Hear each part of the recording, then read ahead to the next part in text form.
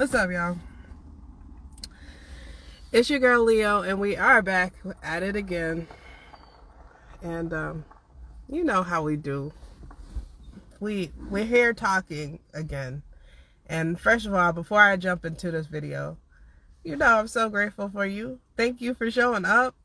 Whether you're new or you've seen me before, I appreciate you so much. Just genuinely from the heart.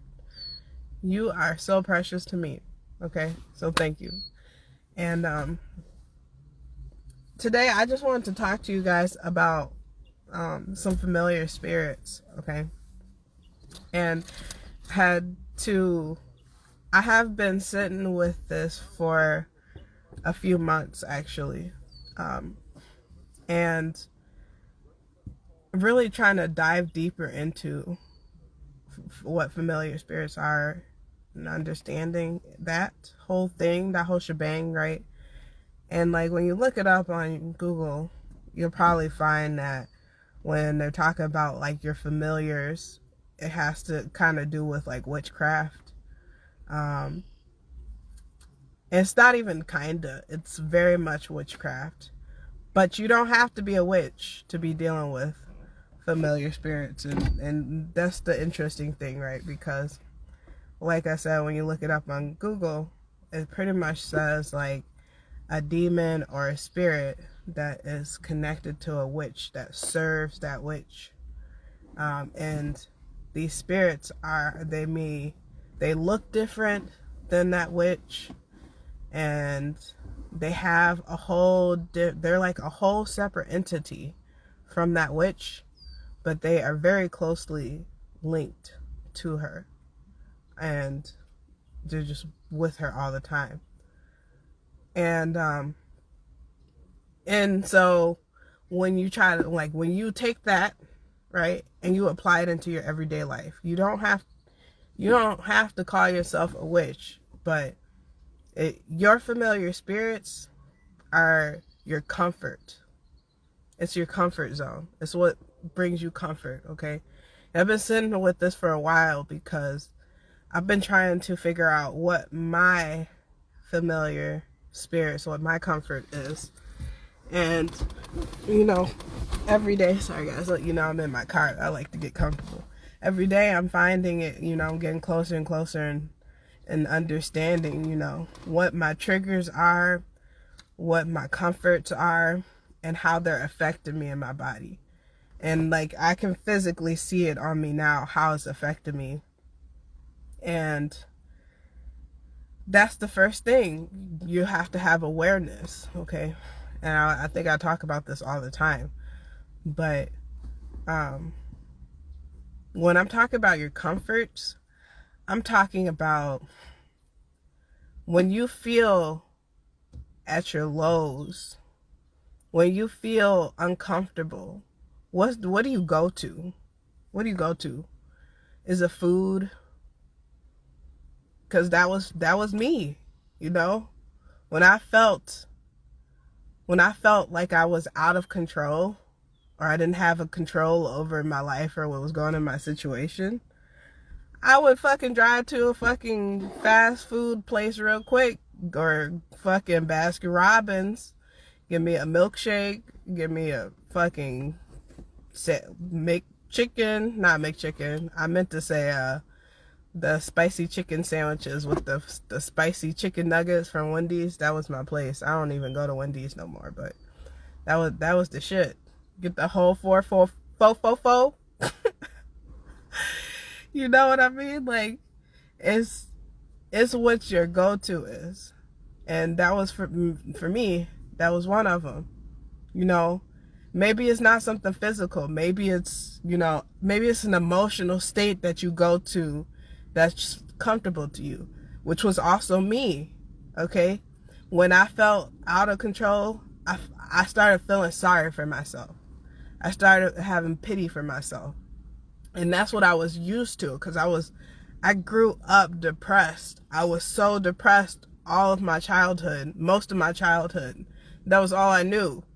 And so falling back into that, there was times as I was growing and developing my mind and doing my personal growth and, getting better, there was often times where, some shit would happen and I didn't understand what was happening.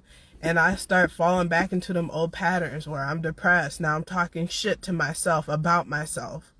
Those are those familiar spirits. They are serving you in that moment because that's what you know.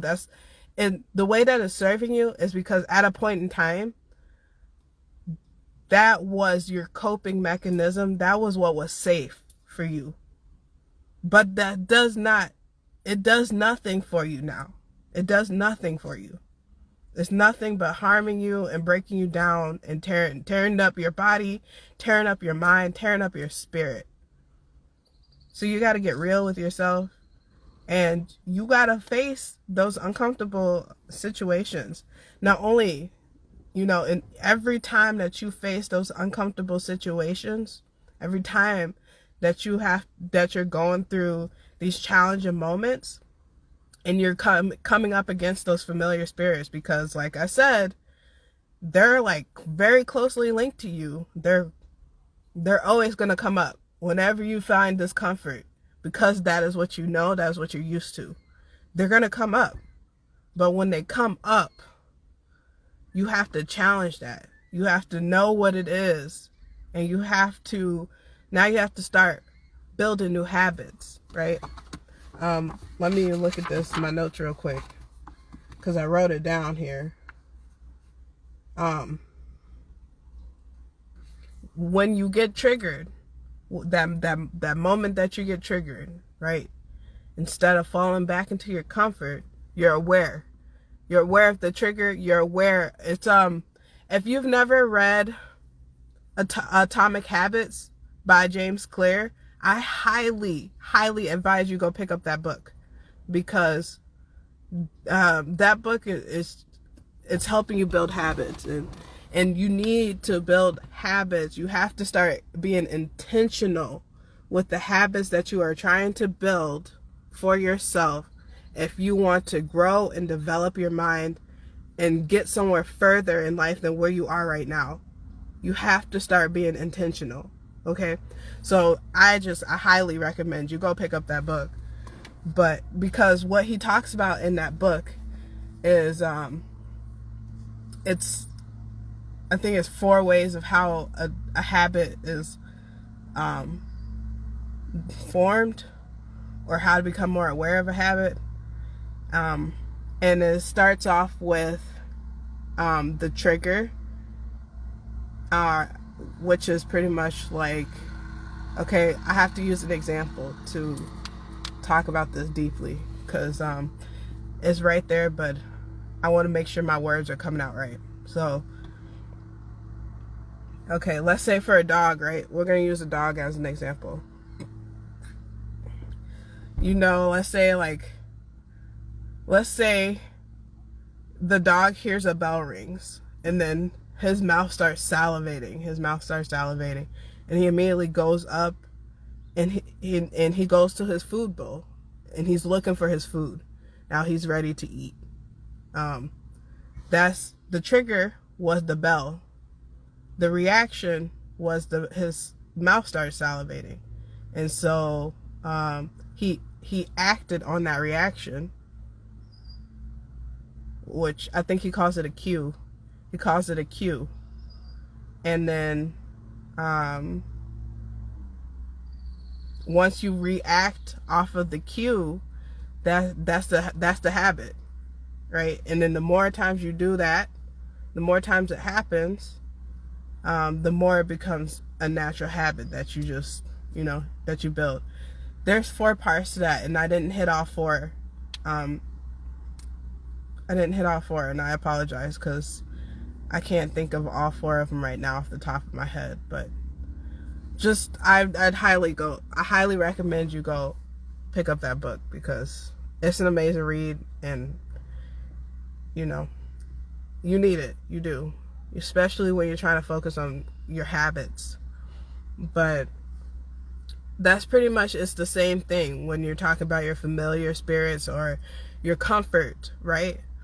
you hear your trigger and it cues something within you. It's like for me, right? When I felt a certain type of way about what was going on in my life, and when I felt out of control, that was the trigger. And my cue was, I need to do something that's going to make me feel good. And if I go get a fucking fo right now, that's going to make me feel good. So that was the cue. And then the reaction was, I got my ass up and I went to get me a fo. You know? And then those steps, that built the habit. And over time, that habit kept building and my weight fluctuates. You know? It's not good. I got diabetes. I have whatever, these things, right? And I'm not fucking trying to like do nothing but be 100% honest, real with y'all. Like what it is, what I have experienced. That's all I can share with you guys, my own experiences.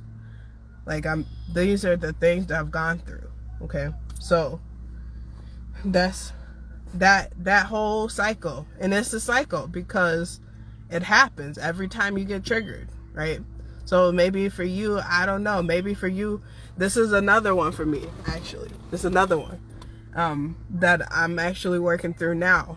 When you hear somebody yelling or like loud noises trigger you, like somebody yelling triggers you, right? And then so you hear somebody raise their voice, right? Immediately what I would do is I shut down. I used to shut down. I used to shut down because, you know, if you're yelling, you're already above my volume,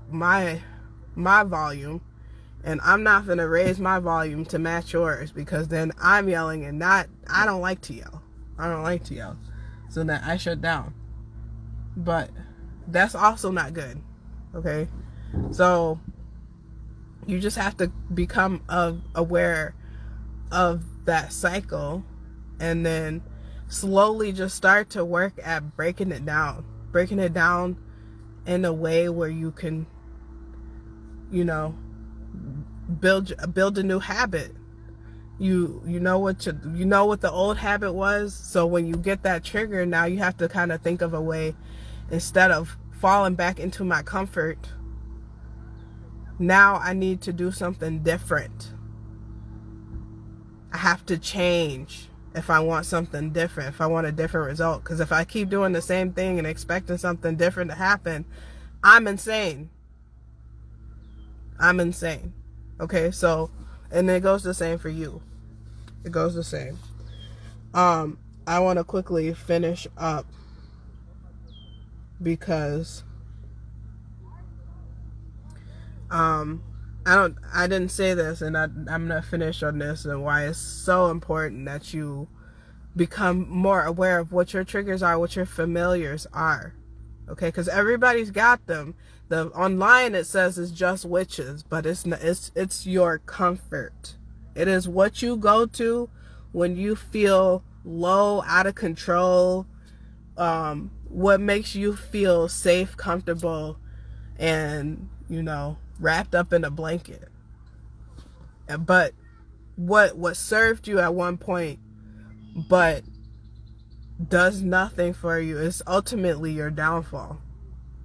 Okay? These are lyrics. They're going in a song. These are lyrics. They're going to a song. But that's what, you know, you have to become aware of your own shit. You have to. And that's the whole thing that we talk about on this fucking channel, in this live, you know, in this aura over here. We're working on the mindset so that we're able to grow and develop. And the only way to do that is to become aware of yourself.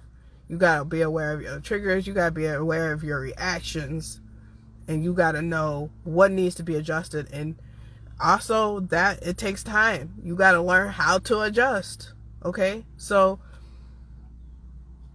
and what I wanted to lastly end on was when when you're trying to figure out what your comfort is, what's familiar to you, it's always what makes you feel good. What makes you feel good. It's like, what's that dopamine boost that you look for in the day? I'll be honest, for me, it was also tarot. There's so many things. You can have more than one. You most likely do have more than one dopamine boost. For me, it was tarot. For me, it was watching YouTube. I spend so many fucking hours on YouTube. You have a setting on your phone that tracks, I don't know, it depends on what kind of phone that you have.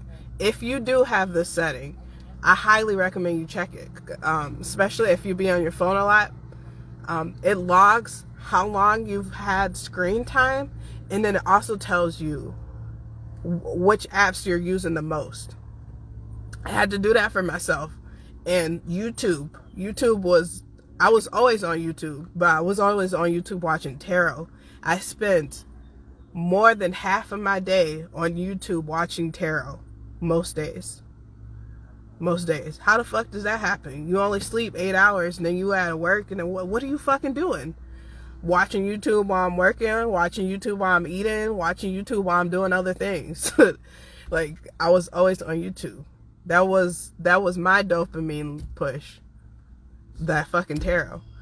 And not only that, like I said, the food, the feeling sorry for myself, the fucking, what did I call it? Fantasizing about shit that is impossible, that can't it'll never happen. It'll never happen. Especially with the shit that I was doing at the time. You know? So, you got it, like I said, you have to know what brings you comfort. What do you fall back on when you're feeling your lowest? Matter of fact, comment. What do you fall back on when you feel low? What gives you your dopamine push? So for some people, it's alcohol. You know? For some people, it's fucking drugs. Popping Molly, smoking weed, fucking taking coke. I don't know what you guys do.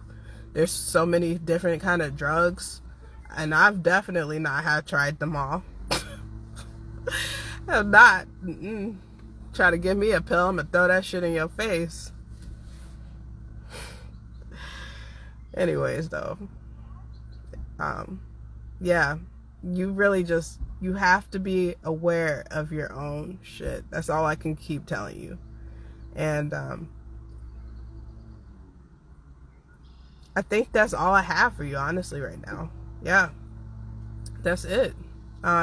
Just when it comes to your familiar spirits, you just really have to, because what it is that dopamine, it's dopamine, so it's making you feel good. It's making you feel good. You just naturally, right? You love that shit.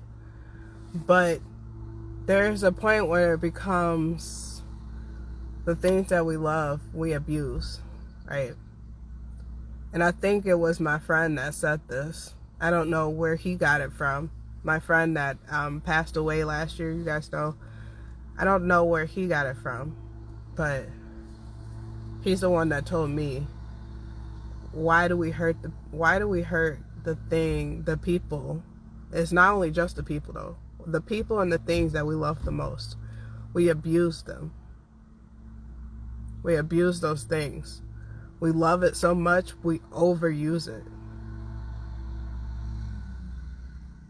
Okay, so that's all I have for you guys. Thanks for tuning in. It's always a blessing to see you here. And like I said, make sure you comment what is giving you that dopamine push. I want you, like I said too, I've said this, don't fucking comment on this video unless you've taken that question to a piece of paper with a pen. I don't give a shit what you have to say unless you've had a thorough thought for yourself, okay?